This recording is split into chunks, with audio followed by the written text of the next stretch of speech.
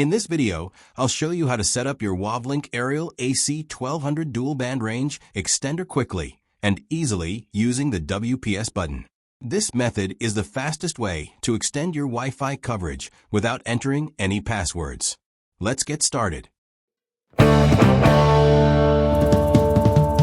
Step 1. Unbox your extender and plug in into power outlet. Unbox extender, and inside the box you will get extender itself, Ethernet cable, and quick user guide. First, find a location for your new extender. For the initial setup, plug it into a power outlet within good range of your existing router. Power it on. Wait about 30 seconds. You'll see the power LED flashing red.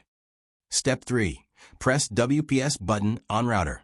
Now, locate the WPS button on your Wi-Fi router. Press and hold the WPS button on your router for about 2 seconds. Within the next 2 minutes, press and hold the WPS button on your Wavlink AERIAL AC1200 extender for 2 seconds. After about 30 to 60 seconds, the Wi-Fi LED on the extender should turn solid blue, indicating a successful connection to your router.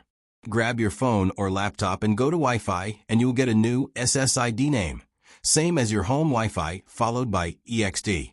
Use same password as your home Wi-Fi password to connect extender SSID. Step 6. Relocate the extender. Unplug the Wavlink extender and move it to a location roughly halfway between your router and the area with weak Wi-Fi signal. Plug it into a wall socket there and wait for the Wi-Fi LED to turn solid blue again. That's it. If this guide helped you eliminate your Wi-Fi problems, don't forget to like, share, and subscribe to get more videos. Thanks for watching.